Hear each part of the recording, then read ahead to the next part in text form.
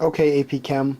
So here is the problem that we did the other day in class. So we want to be able to determine the anode, determine the cathode, show the direction of electron flow, determine the charge on each electrode, determine or describe the change in mass of each electrode.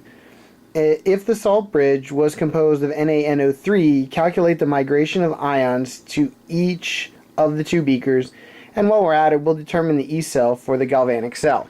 So here is our galvanic cell made of zinc and copper. First thing we want to do is we want to determine the anode. Well, what occurs at the anode? Well, hopefully you've learned that oxidation occurs at the anode.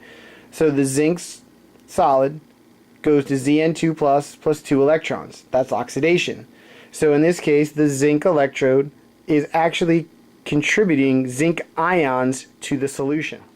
What about if we had to determine the cathode? Well, what occurs at the cathode? Reduction occurs at the cathode. Red cat. So the Cu2 plus 2 electrons reach Cu solid. That's reduction. So in this case, the Cu2 plus is actually plating right on to the copper electrode. Now, in the following, we want to show the flow of electrons. We want to determine the charge on each electrode and describe the change in mass at each electrode. So remember that at the anode, the Zn is going to Zn2 plus. Well, when that happens, there are 2 electrons that are sent across this wire. If it is actually distributing electrons across this wire, we know that electrons obviously are negative. Therefore, the sign on the anode for a galvanic cell would be negative. Conversely, on the other side, we know that the copper 2 plus ions are actually going right onto that copper electrode with the help of these electrons that are coming through the wire.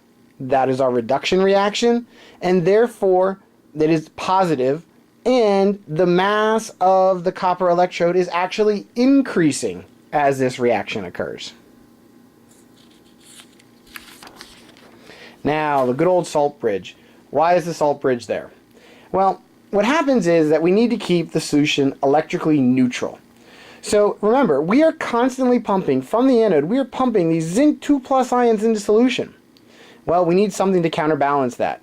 So if you have NaNO3, the NO3 minus ions are going to go to migrate towards this side to counterbalance all those Zn2 pluses that you're throwing into the solution.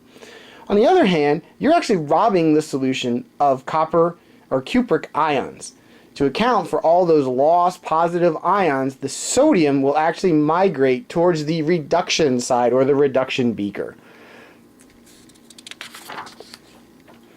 Now, we haven't really talked a whole lot about this, but I'll throw it in anyway. So if we were going to determine the voltage of the cell, we know that the standard cell potential is equal to the reduction at there should be a prime there, but okay. Anyway, the reduction at the cathode minus the reduction at the anode. Alright, you can actually look these values up.